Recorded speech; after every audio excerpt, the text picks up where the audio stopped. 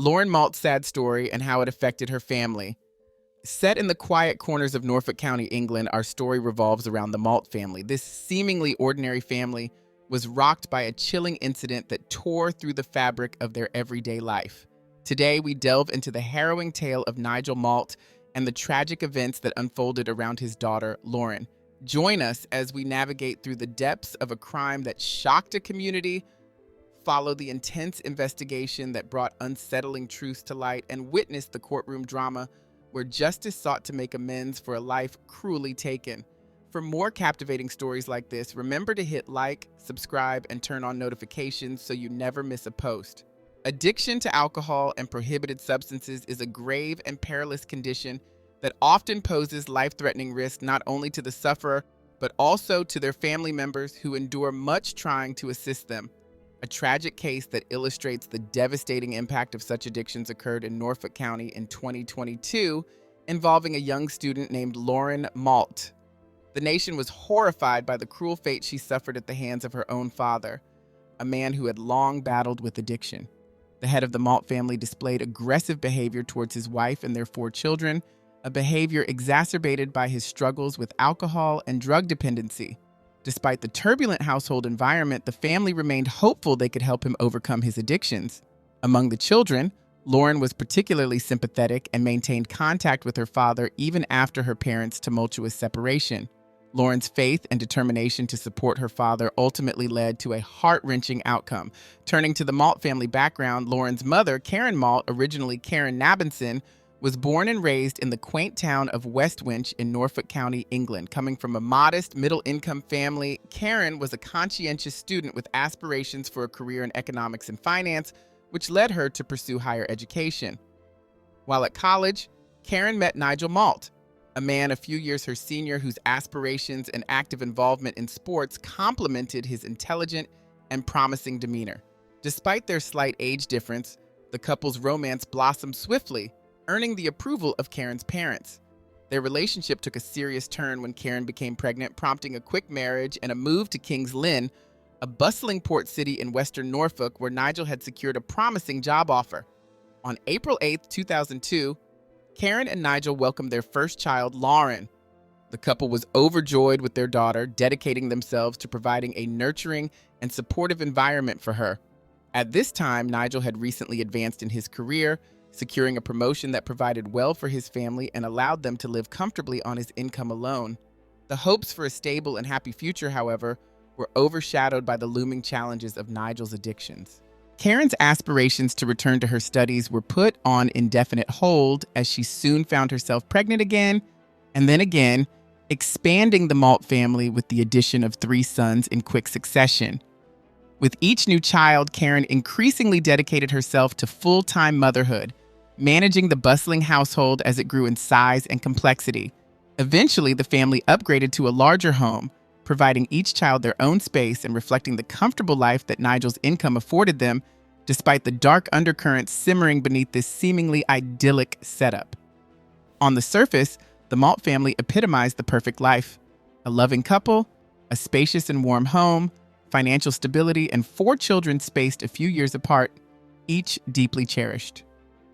Nigel's career trajectory seemed ever on the rise, and the family enjoyed a standard of living that many would envy. Indeed, the early years of their marriage were filled with genuine happiness and contentment.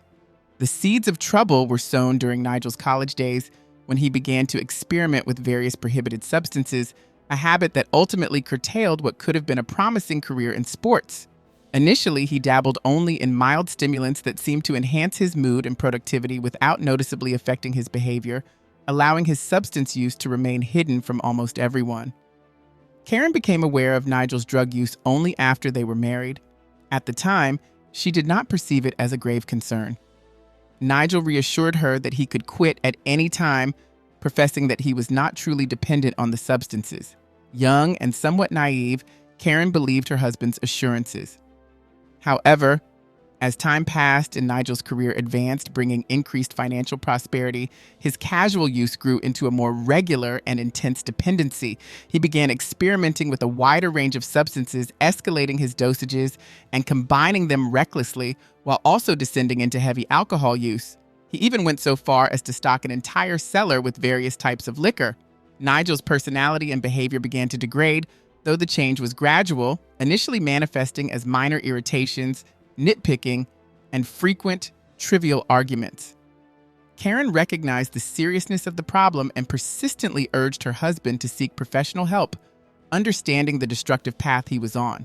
Every attempt Karen made to address the growing issues at home ended in heated disputes that increasingly turned physically aggressive. She clung to hope that the birth of their second son might spark a positive change in Nigel. Regrettably, the situation only deteriorated further after his arrival, continuing its downward spiral with the birth of each subsequent child until they were a family of 6. Karen maintained a stoic silence about the domestic turmoil, even to her closest family. However, it wasn't long before whispers started circulating among acquaintances and neighbors. Signs of distress became evident. Karen often appeared with conspicuous bruises, which she hastily attributed to personal clumsiness, a cover for the grim reality at home. As Nigel's substance abuse deepened, he transformed into a person unrecognizable from the man Karen had married. Once confined to verbal outbursts, his aggression now manifested physically, leaving the family walking on eggshells around him. In moments of sobriety, Nigel's remorse would surface and he would plead for Karen's forgiveness, promising each time that it was the last. Tragically, the violence eventually extended to their eldest daughter, Lauren, who started school bearing the emotional and sometimes physical marks of her father's outbursts. She tried to shield her mother during these episodes, despite also being a target of Nigel's unpredictable rage. Lauren's affection for her father persisted, driven by memories of his kinder self and a desperate hope for his return to that gentler persona. Karen contemplated escape frequently, considering divorce as a means to protect herself and the children. Yet, as a stay-at-home mother without formal qualifications or recent work experience, her financial dependency on Nigel was complete. Fleeing would entail dividing not only their assets, but potentially losing custody of the children to Nigel, who had the means to secure a formidable legal defense.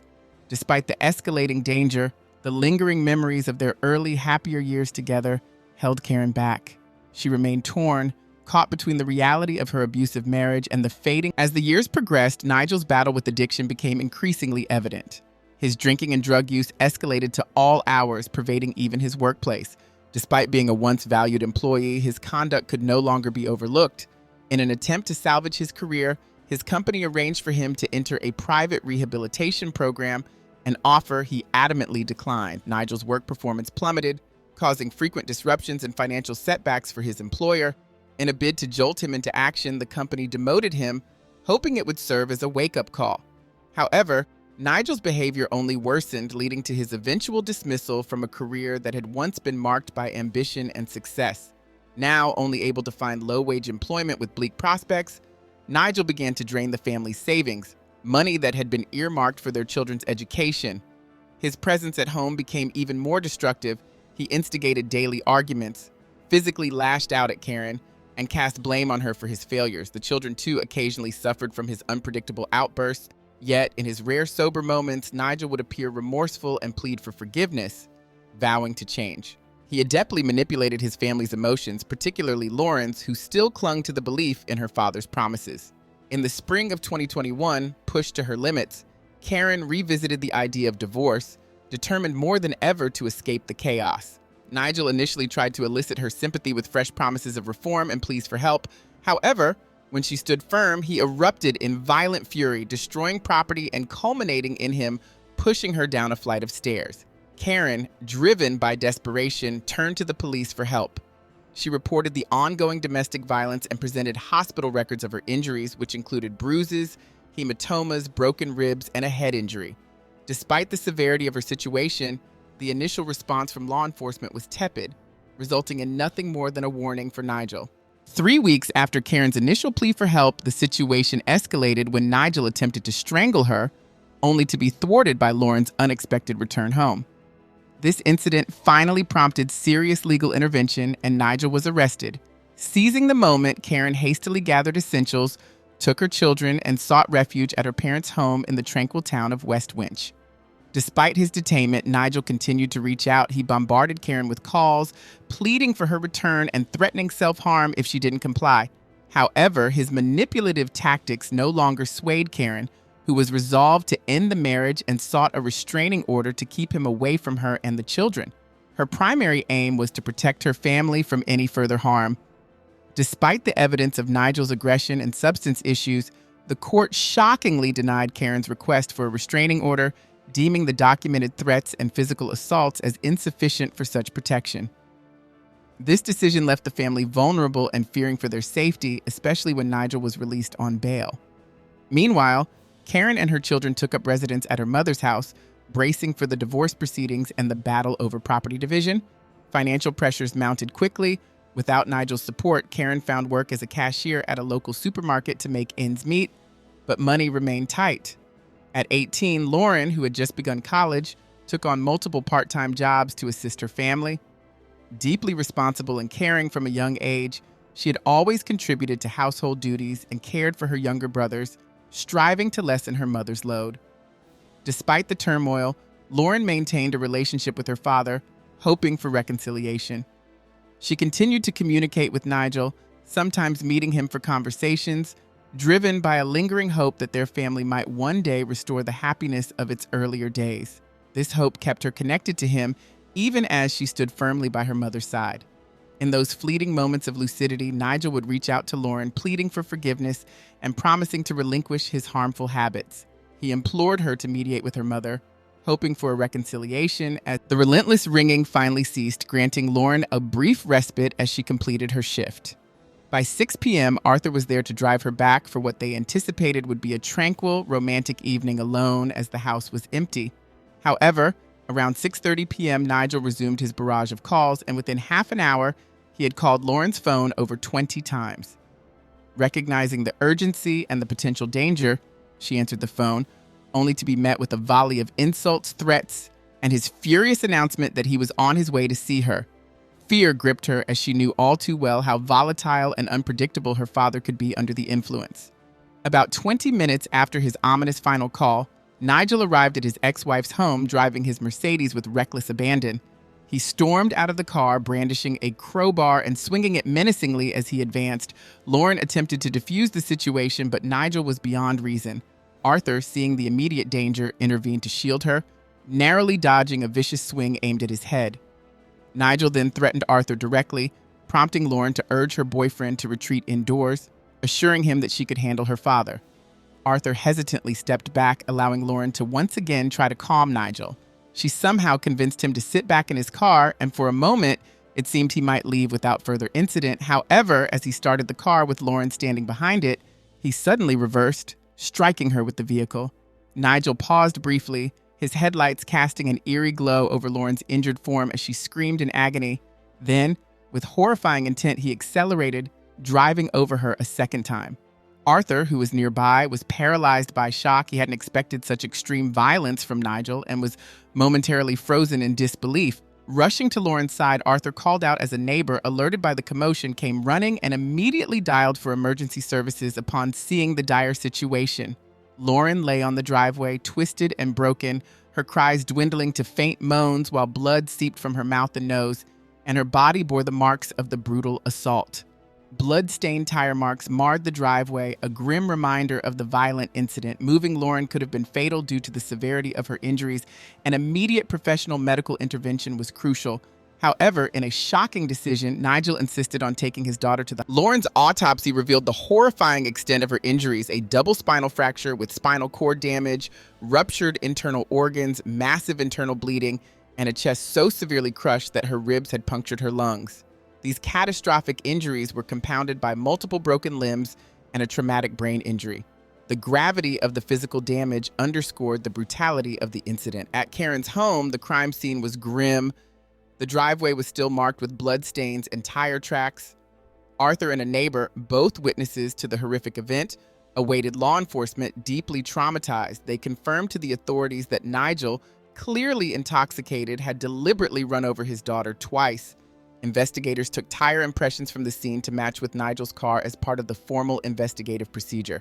The evidence was clear, and the eyewitness accounts only solidified the belief that Nigel had intentionally inflicted harm on Lauren.